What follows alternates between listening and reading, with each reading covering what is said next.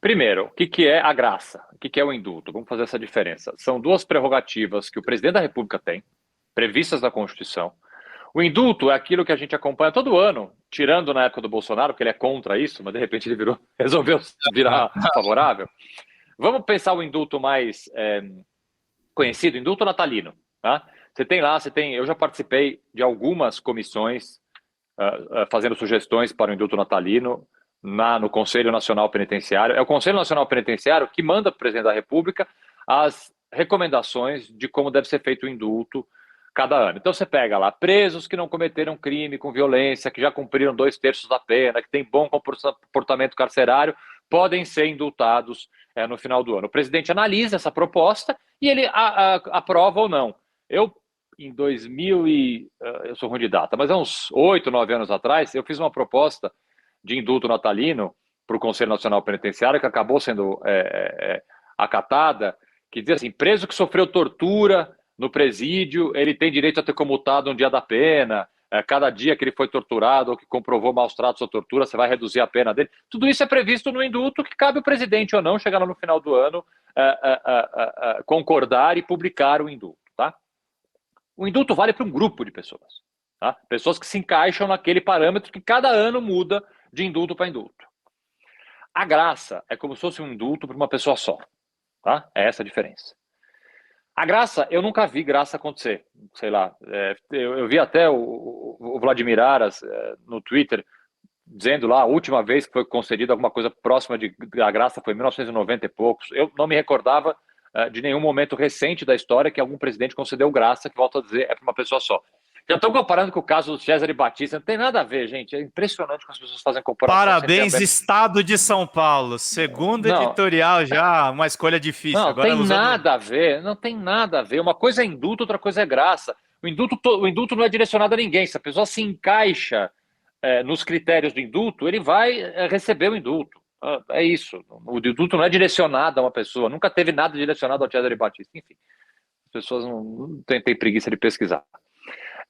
Então, essa é a diferença entre o indulto e a graça. Tá? O que o Bolsonaro fez? O Bolsonaro, então, concede a graça para o Daniel Silveira. E aí o problema jurídico começa quando ele justifica por que ele está dando isso. Você tem formas de justificar e nenhuma delas é a forma correta que o Bolsonaro usou. Ele usa um inconformismo dele, presidente da República, que eu volto a dizer, esse é um ato privativo do presidente. Só o presidente pode conceder a graça. Só ele.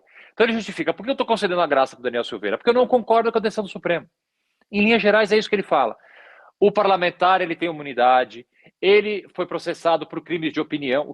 Gente, parem de falar que ele foi processado por crime de opinião. Não foi, é só olhar a denúncia. Ele foi processado por incitar violência, por ameaça, por coação no curso do processo. Isso não é crime de opinião. Crime de opinião é falar, fecha o Supremo, eu não gosto da decisão tal, o presidente X é tal. Isso é crime de opinião, é só você ser punido, ser processado por se expressar.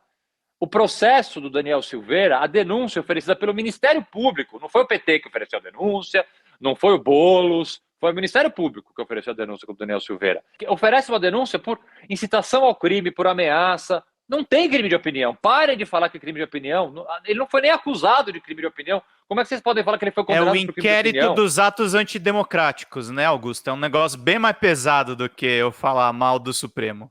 Tem nada a ver com isso, ele não foi sequer processado por isso, então tem essa narrativa, e por isso que o campo progressista muitas vezes erra na comunicação. A primeira coisa que você tinha que fazer é falar, ele não foi nem processado por crime de opinião, então pare de falar que ele foi condenado por crime de opinião, não tem nem acusação de crime de opinião, é mais do que isso.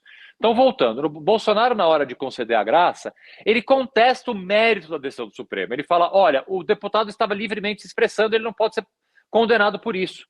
Então, a graça, a bem da verdade, o que foi? Foi uma instância revisora do Supremo. Não é isso que a graça ou o indulto devem ter como fundamento. O Bolsonaro, ele se colocou como uma instância superior ao Supremo Tribunal Federal. Então, temos aqui primeira, segunda instância, STJ, STF e o presidente da República. Não é assim.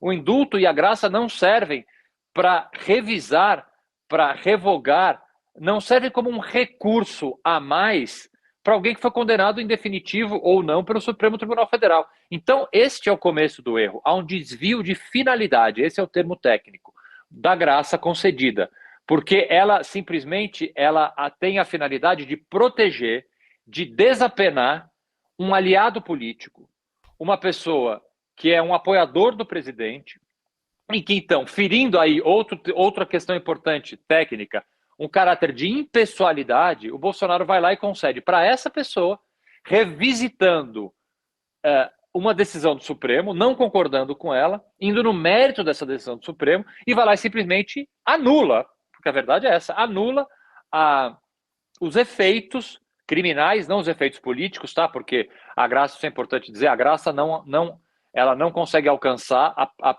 inegibilidade do Daniel Silveira, só retira a pena, tá? Ele continua inelegível, ele continua tudo, mas a pena, pelo decreto do Bolsonaro, ela passa a existir.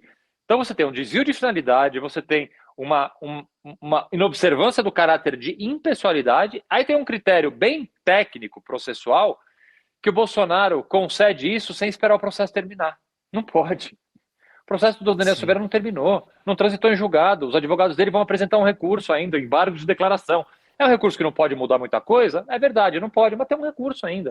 Então, tecnicamente, se você respeitasse a marcha processual, o Michel Temer acabou de soltar uma nota para a imprensa falando isso, sugerindo que o Bolsonaro suspenda, né, como se ele fosse acatar, dessa vez ele não vai acatar o presidente Michel Temer, que ele suspenda o decreto dele até que transite em julgado no Supremo a decisão. Por quê? Porque tecnicamente você não pode. Por isso que é uma decisão e é uma opção exclusivamente política. Porque o Bolsonaro, não ele, porque ele não consegue escrever nem sei lá, se o nome dele completo ele consegue, mas quem redigiu esse decreto, que foram técnicos, obviamente, sabem que isso não vai parar em pé no Supremo. Sabem.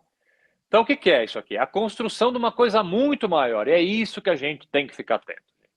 Estamos aqui há poucos meses da eleição. O tom vai subir. As ameaças de ruptura institucional voltarão a acontecer. E é isso que o Bolsonaro quer. Ele quer que o Supremo casse a graça que ele deu. Ele sabe que o Supremo tem toda a condição jurídica para fazer isso.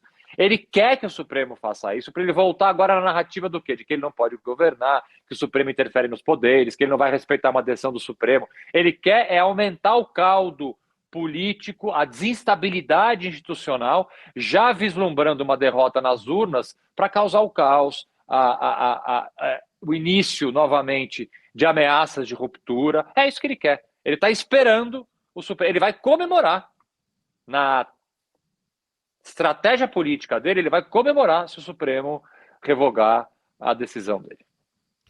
Entrevistado bom é um problema, né? Comeu umas 75 perguntas minhas. Pode fazer, eu repito, não tem problema. Então dá para caçar no Supremo, sim, só para ficar claro. Dá, se quiser, precisa ser provocado, né? Já foi distribuído agora. Ministra Rosa é a relatora, tá? Sim.